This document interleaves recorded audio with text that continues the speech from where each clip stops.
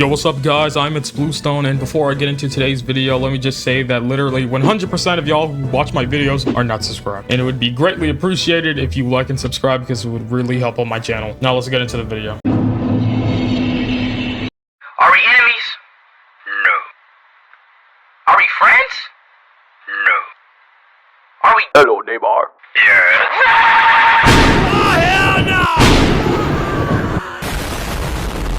Hello Neighbor is a horror game, if you want to call it that. This game feels more goofy than scary, to be honest. I first heard of Hello Neighbor in like 2016. I was hyped for this game for some reason. Then again, I was like 12 at the time. Now I'm 20. Man, where have the years gone? Anyway, I was caught up with every release from Alpha 1 to even the full game. I remember watching MatPat and his girlfriend stream the game, and man, that stream was certainly interesting to say the least. Here, I want to check his trash bins now. Does he have anything in his trash that could indicate that this guy is a horrific serial killer? Like Wait, cereal boxes? Jason. you're the worst. I just despise you sometimes. Where's Around this time, Alpha 1 was the current build of the game. There was a pre-alpha as well, but I don't really remember much of it. Hello Neighbor is actually quite infamous, which is kind of crazy. I see people online insulting this game so much, and I remember actually enjoying this game a bit, so I was quite surprised seeing that. This game is both popular and unpopular because it was popular with kids, but not so much with people online. Hello Neighbor also had a bunch of toys and spin-offs. Heck, there's even a sequel and a third one in development right now, and they changed up the Neighbor's design in this one, and I kind of like this guy. He looks like he's from Psychonauts, which is pretty cool. So in today's video, I'll be asking the question, is Hello Neighbor actually bad? Let's get started.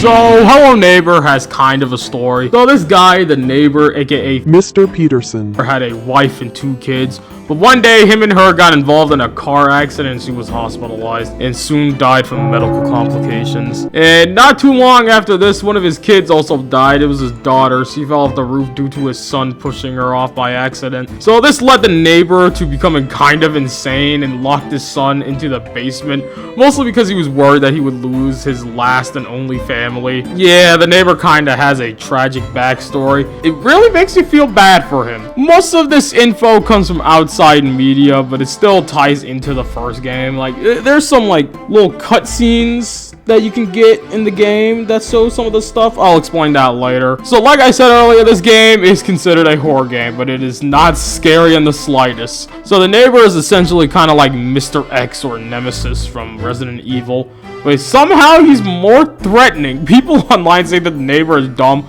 but this guy was always on my butt, especially during this playthrough. I was never safe from him. I would go up the stairs in the house and somehow he would always find me. And he would also just find me in the strangest places too. Like, also, they made him really fast for some reason. I don't really remember him being that fast. Unfortunately, in this game, there's not really any other threat besides the neighbor. Well, there's gravity, but you know, gravity is everyone's foe. But yeah, variety would be nice. This game plays really weirdly compared to other horror games. And this game plays more similarly to a platformer than other first-person games. Like, there's a run button, but there's also a jump button as well.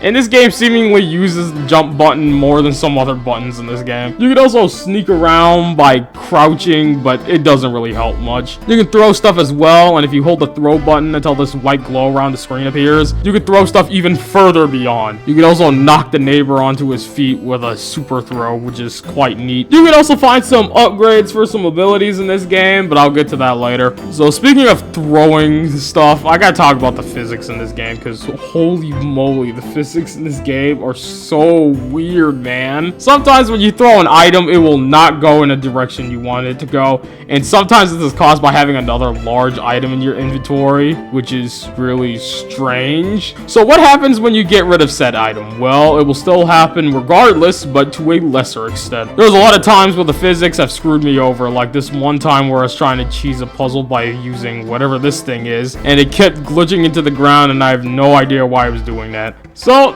in my opinion, the gameplay for this game isn't bad at all. In my personal opinion, I really like the gameplay, actually. Now, something I will say is that the graphics for this game are not necessarily bad, but they could be better. Like, this game really looks just weird. It looks weird, like, completely. Like, it doesn't really look like a horror game at all. Then again, Doki Doki Literature Club is considered a horror game and it's anime, but whatever. There's weird looking horror games as well. Like, look at Little Nightmares. That game looks strange, but it still is more of a horror game than Hello Neighbor. Like, Little Nightmares can actually be scary. But once again, I really do wish this game leaned into its horror aspects though. This game is separated via acts, and there are 3 acts. In each act, you grow older, and also the neighbor's house grows in size for some dang reason. These acts are the real meat and potatoes of this game, and some of these acts can be beaten extremely fast. Like, for example, I beat the first act in like 28 minutes, which is pretty impressive. And I did not use any speedrun strats for this. Well, maybe if you count stacking boxes on each other, a speedrun strat, but I don't think so. Anyway, time to get into Act 1 of this game. So Act 1 begins with this very ugly kid kicking a ball, and this is who you'll be playing as, by the way. And then you run over to the ball and you see the neighbor doing something mischievous, and he's putting a kid in his basement. And also while you're watching him, he for some reason jumps through the window just to get you. I don't know why he did that. And now this is where the fun begins. So the house starts out rather small, but it is so easy to get into the basement on Act 1. And there are multiple methods to get into the basement, but the method I used is probably a longer one. I don't know. Anyway, I started by breaking this window and grabbing some boxes, jumping up here on the shelf that's for some reason outside, and placing down boxes on it, and then jumping on them to jump onto the roof, and then going into this window here. So in this room, there's a big switch that is used for a lift outside the house, but I'll get to that in a bit.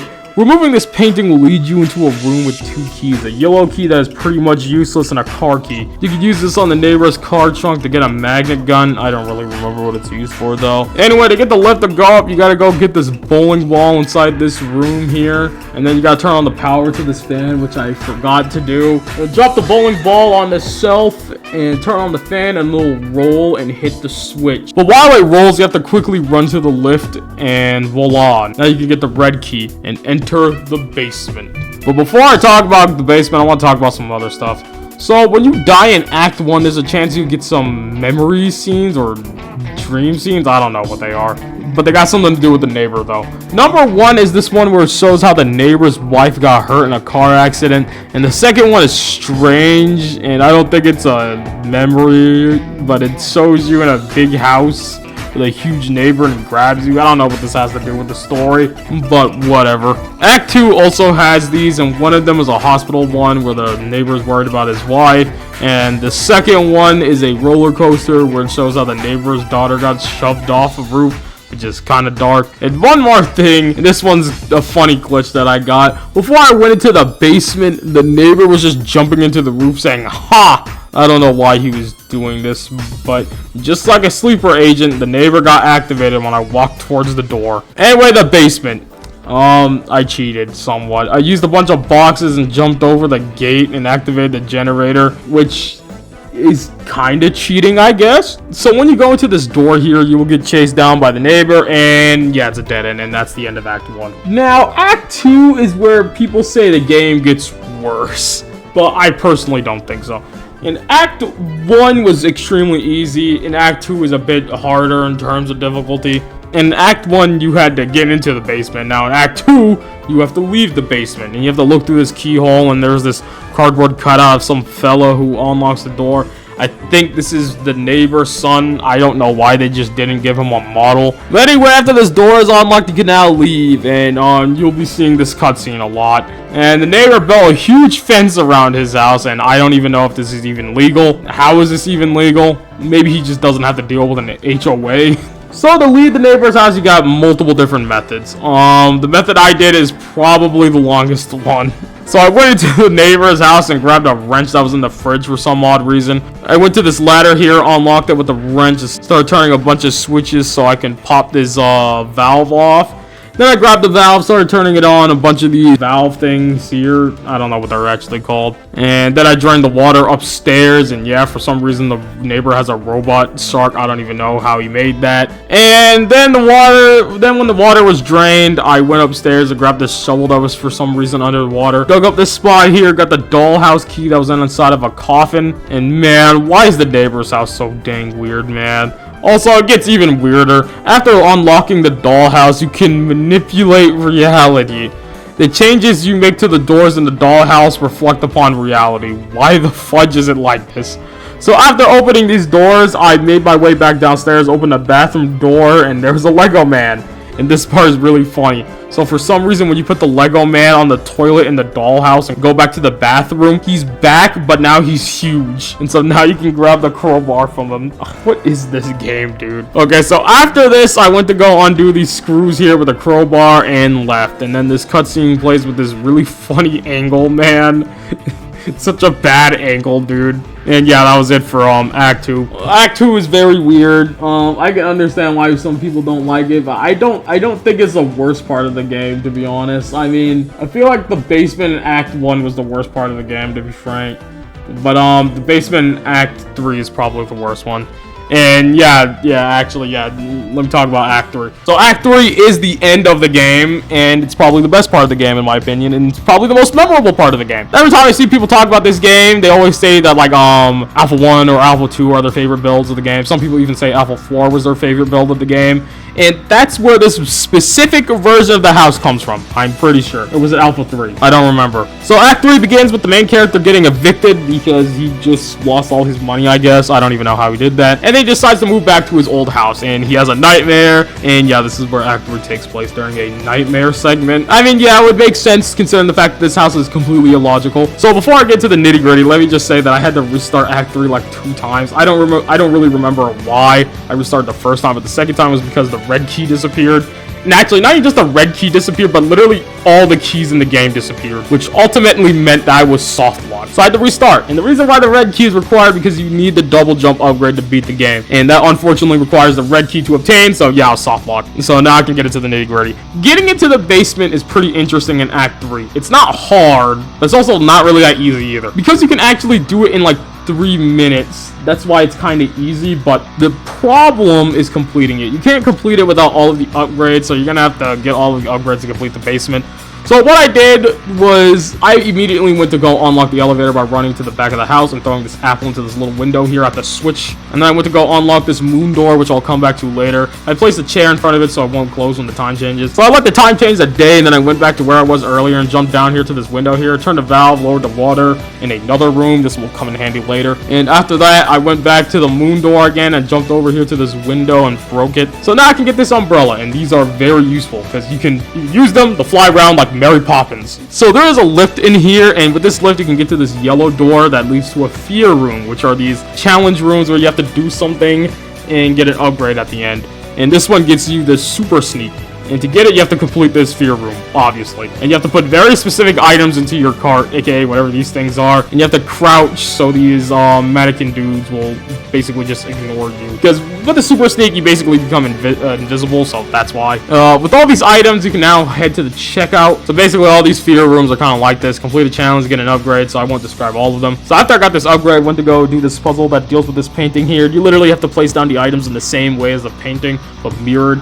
And yeah, the reason why I had to lower the water is so I can get the guitar out of this room for some reason, which was flooded in water. I don't know why they did that. Originally, this was supposed to be another fear room, if I'm not wrong. At least that's something I remember from watching like videos about this game in the past. There's also this weird dude hiding under this blanket here, which is very strange. Why is he so pointy? Anyway, if you do the puzzle successfully, you'll unlock the generator here, and if you turn it off, it'll turn off the refrigerator downstairs and it'll melt the ice around the key card, which I will come back for later. Also, I don't really understand why people don't like the puzzles in this game. I actually think they're probably one of the best parts of this game, especially with how creative they can be. Now, I can see why people don't like them because they're kind of complicated, but, you know, whatever. Also, I forgot to mention this cake that I have here. So basically, if you collect all of these mannequins and these pieces of cake, you get a gun, and you can shoot the neighbor with it, which is pretty neat. Okay, so I went to go get the red key, and I did it in a really cheesy way. So I ran all the way upstairs and threw this item into this locked box with a switch, and yes, the item clipped through the box. And now I can get the red key, which was really easy. So going through this door here will lead back to this room from earlier, but now since I'm higher up, I can get the crowbar out of this electrical box. And why is it even in there? Is this man that scared someone's gonna go into his basement or something? But yeah, you can't pick it up due to how hot it is, so I will come back later. And by later, I mean like in 2 seconds. So then I came back with a watering can with water and poured onto the crowbar and cooling it down. And now the basement is unlocked. But before getting there, I need to get more upgrades. So getting the double jump was a pain in the butt, especially with how the neighbor kept chasing me down, dude. And then for some reason I kept dying on the train here. Like, I mean, I was dying literally inside of it. Every time it hit a certain part of the tracks, I would die for some reason.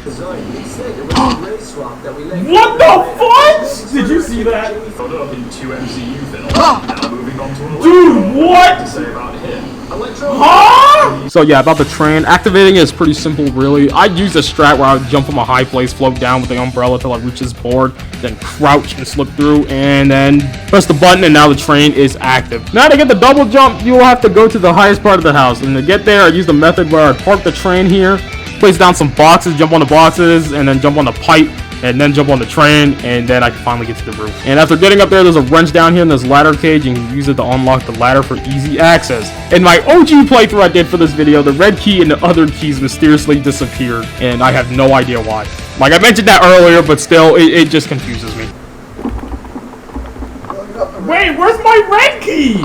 Oh my gosh, where's the red key? Dude, the red key is gone! I'm gonna have to restart. Anyway, I went into the hanging room here, which is a food closet for some reason, and did this fear room where you have to do a bunch of parkour, and then I got the double jump. Now I need one more ability, and that one requires a gramophone for some reason. So to get the gramophone, you have to go up here and jump across the water. This is easier with a double jump, but I think it's possible without it.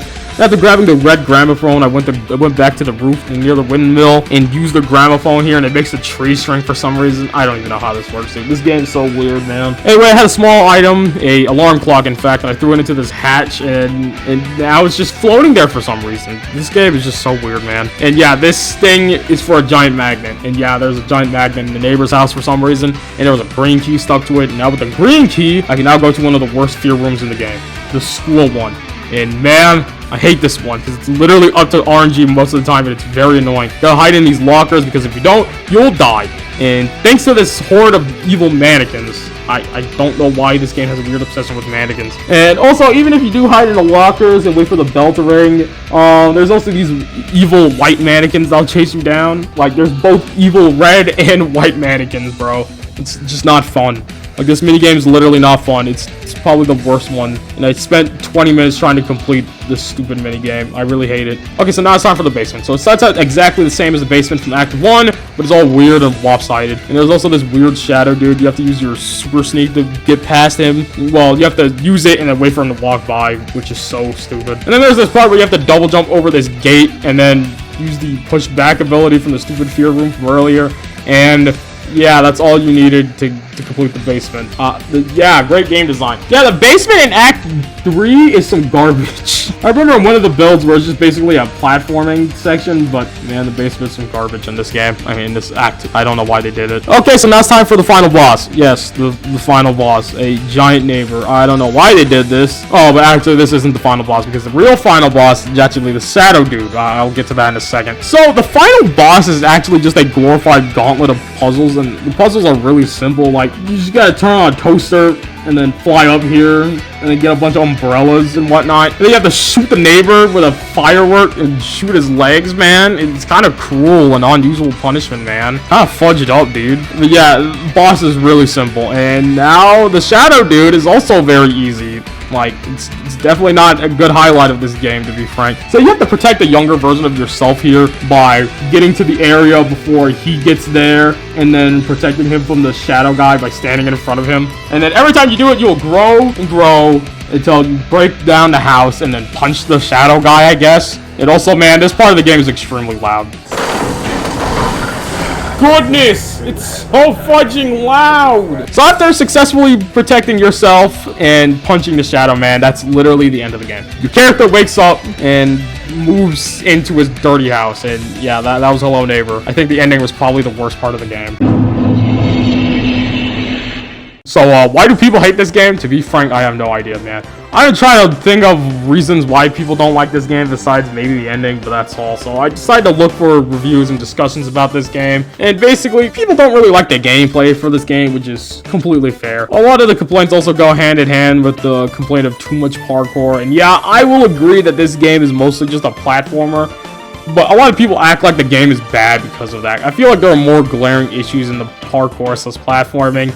And like bugs for one thing, and yeah, that's another complaint I hear about a lot. The bugs for this game, and yeah, this game is extremely buggy. Like I mentioned earlier about how my keys mysteriously just vanished, and then there's also just a lot of bugs with the neighbor himself. Man, it's just a interesting buggy experience. And another thing I hear is about the story, and yeah, the story is very I'm not gonna say it's terrible, but it's kind of bad. But yeah, the story in this game is not the best, and especially with that ending, because the ending was definitely a interesting choice. The neighbor's backstory wasn't that bad though, but his backstory and the main story could have been a lot better. And speaking of the neighbor is also one of people's main complaints. People say like the neighbor's AI downgraded and whatnot, but I kind of disagree with that, because man, the neighbor, at least in my playthrough, dude, he was insane. He was crazy, man. Some of the stuff he was doing was like extremely surprising, and I don't think I've ever seen that before. Like it was crazy. Like he would chase me down like there was no tomorrow, and also he was able to parkour for some reason, and he could snipe you with glue. Like, how does he even do that? This man is a force to be reckoned with. Dude, what the fuck is wrong with this guy? What the heck? What the heck? So yeah, that's why I disagree about the thing about the neighbor's AI being worse. Now, is he annoying? Well, kind of, but not as much as people make it out to be online, though. I've also seen people say that the neighbor can't even navigate his house, but considering what I went through in Act 3, yeah, I'm gonna just say that's cap. Is Hello Neighbor bad? Well, it depends on the eyes of the beholder. Because in my personal opinion, I don't think it was actually that bad. I thought it was pretty fun in most regards. But it does have its issues. Like, it's not a perfect game whatsoever. I do think a lot of people's complaints are valid. But I also think that a lot of people just exaggerate how bad this game actually is. Because when you get down to it, it's actually a somewhat fun game with, albeit, quite a few issues. Now, I will say that there are definitely a bunch of 10 times better horror games. Like, even indie horror games too. I'd argue that Doki Doki Literature Club is a much better horror game than this, and that is not implying that Doki Doki is bad. I mean, I actually like that game. Heck, I even own Doki Doki Literature Club Plus, though I've not played it yet, but Epic gave it for free, so whatever. I certainly hope that with the third Hello Neighbor game, Tiny Wheel can improve the franchise. I mean, the third game already looks quite promising, especially with the new art style, so maybe there is some hope to be there, you know. If I were to give Hello Neighbor a rating, I would give it a somewhat mediocre 5.5. Hey, that's pretty good. A somewhat balanced story. Not bad, but still not good enough. And yes, I unironically like this game more than Dual Destinies. Probably because I got more enjoyment out of it. Well, that's about it for me, dog. I'm out of here.